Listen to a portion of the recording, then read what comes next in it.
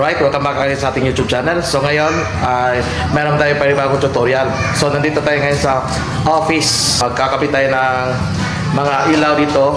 So meron na nakaabang na mga wire para sa mga ilaw. Yan. So ito para sa ating outlet.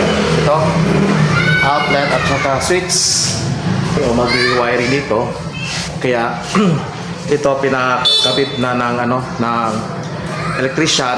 So ang gagawin natin dito is ikabit lang yung mga nakabang na mga wire para sa ilaw at saka ito para sa mga outlet at saka sa mga switch. Ito doon sa kabila, para sa ating para sa ating ano tawag dito? Breaker. Okay, ito. Right, so again, samahan niyo ako and let's go. So ito yung ating ikakabit na ilaw o ito ay tawag na pin light.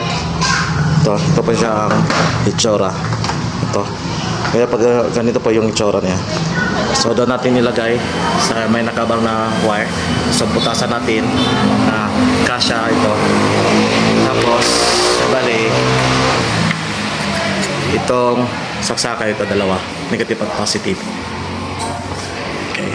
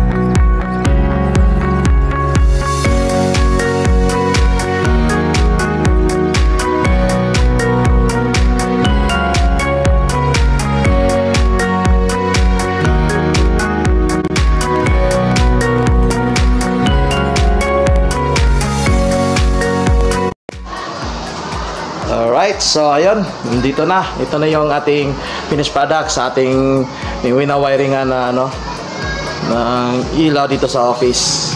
Yan. So bali 12 ilaw ang ating inilagay. Tapos lalagay na rin tayo dito ng switch sa ating ilaw. Tapos doon sa kabila rin, switch doon sa kabila. At doon banda. Okay, so hanggang sa muli, paalam.